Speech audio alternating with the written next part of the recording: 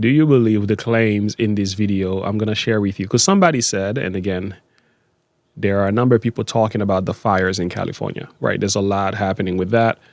And I have a lot of questions about the way these fires are spreading. Who is behind the scene? Who's pushing the button? How is it happening all at once? Why is it so devastating? There's a lot of questions we can ask. So that's one. So I'm going to pull up this video. Do you believe this narrative? Yes, I can hear you. So the family with the poor little girl who was Fire happening right now. Say that again? Why is there a fire happening right now? There are multiple fires that are taking place. Are you serious? Yeah. You're in the news though. You're supposed to know. Well, I don't know how it started. We don't know how it started. There, I think winds. it's all the gay people in LA. Okay, there we go. Okay. We got the unacceptable. Gina,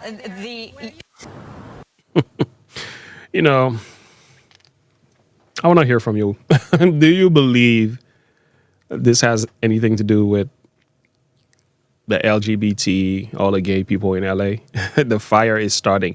So I'm guessing the allegation is these fires have started and are spreading because of the homosexual lifestyles in LA.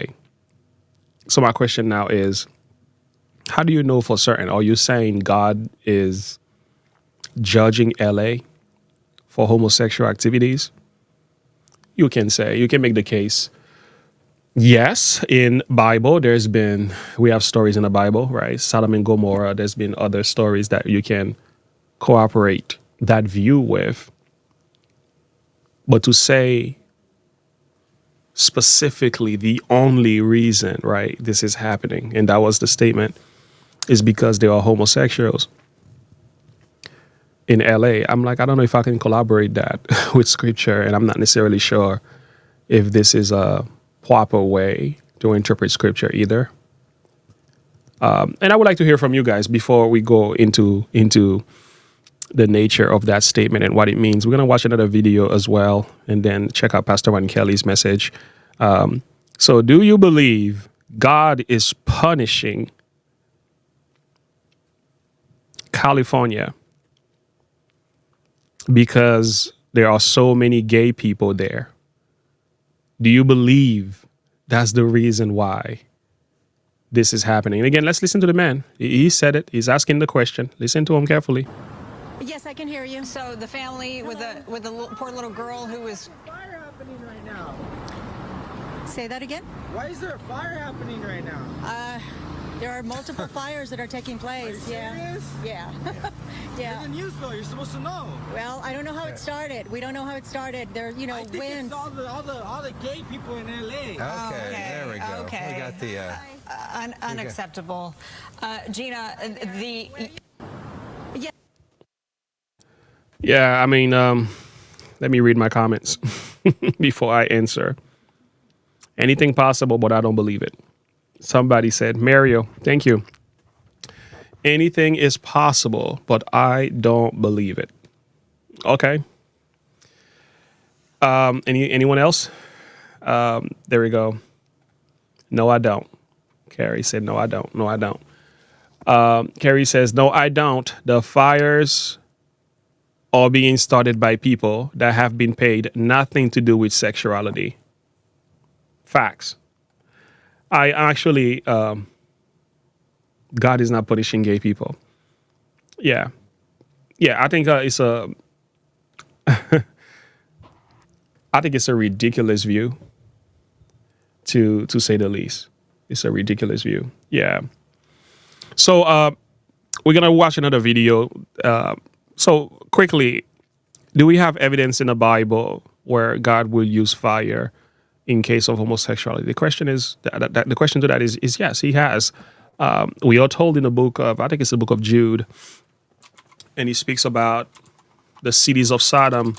He made them an example, right? So, and I think the theological thing that we have to establish is, why did God do that, right?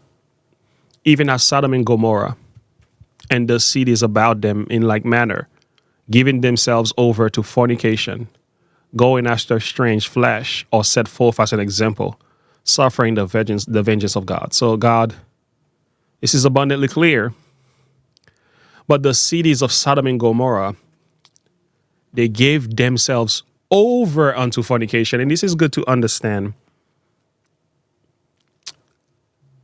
It was given over. So that's different than to say a modern city today is guilty of fornication and God is punishing it as a result of that. This is why fires are happening. And I think that's not really balanced. That's not the right way to study the Bible. Because what happened in the city of Sodom and Gomorrah, they've given themselves to fornication. You and I know the story in Genesis chapter 16, that they were exceedingly evil. The Bible tells you that the men of Sodom were wicked and sinners before the Lord exceedingly. So they were wicked. There's no actually justification of this. And homosexuality, I've heard the argument. Oh, this was not about homosexuality. No, it was. It was. That was one of the reasons for it. Ezekiel also speaks, I think Ezekiel 16, speaks about the city of Sodom. Yeah, he gives you a little bit more of what was going on here. Yeah. There it is. As I live, save the Lord, Sodom and thy sister have not done, she and her daughters, as thou hast done, thou and thy daughters. Behold, this was the iniquity of thy sister Sodom. Pride. Listen now. Pride, fullness of bread, abundance of idleness, and in her that was in her and in her daughters.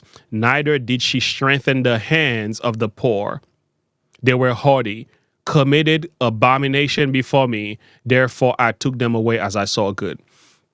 So it wasn't just homosexuality. Homosexuality was part of the sins that was in Adam, but there were other things happening here as well. So there was fullness of bread, idleness.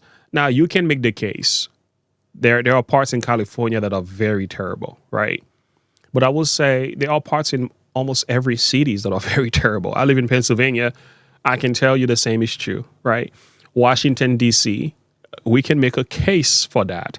We can get to Portland, Arizona. We can make a case for that. As a matter of fact, I'm not far from New York City. That we can make a case for homosexuality. So should God go around burning all these cities around?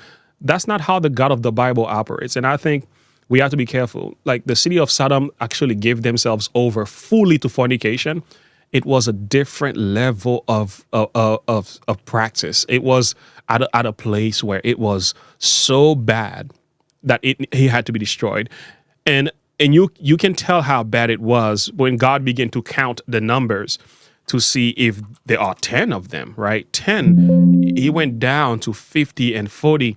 And Abraham trying to argue with the Lord, pleading for the city of Sodom in the hope that there will be a couple more faithful ones. But the Bible tells us eventually he could not find 10 faithful individuals. So this is why Lot and his daughters, even though the wife was turned into a pillar of salt, the reason that happened is because God couldn't find at least 10 people. So that means easily you can make the case millions of people, including adults and children, in the city of Adam had given themselves over to fornication. And plus all these other sexual and sinful practices was the reason why God had to destroy the city. So Lot and his family were to escape the city, were given the opportunity to escape, and there were few in number, and God could not find at least 10 people who gave themselves over. And there's been other theologians who make the case. It doesn't necessarily mean everybody was actually homosexuals or part of the LGBT, even though there was no LGBT back then, but I'm trying to make a point. You can say, yeah, they weren't really there physically, but they might have been among those who supported it, so they might have been among those who fulfill Romans chapter 1. So they probably weren't, you cannot say everybody was practicing it, right? But you can say some of them probably were kind of sympathetic, they were supporting, they were open door churches in a sense, who know if the judgment of God, they which do such things are worthy of death, not only do the same, but those who have pleasure in them that do them. So they will go to the parades. They will have their flags in front of their churches and houses and stuff like that. They have their rainbow going on. So, and by the way, this text is in direct connection to the homosexual lifestyle, but it's speaking from the context of the Roman Empire. But it's the same idea. The principle is still the same. So to say that God came and destroying what's happening in LA, you have God. You don't have God figured out correctly. So I think a good example we find in the scripture is, and this is not, I'm not making a case for the LGBTQ lifestyle. That's condemned in the Bible.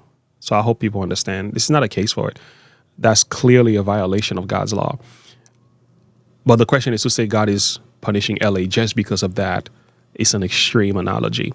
So here is another situation, right? When his disciples saw this, they said, Lord, and this is because Jesus was not received. He was rejected in a city. So the Samaritan rejected Jesus.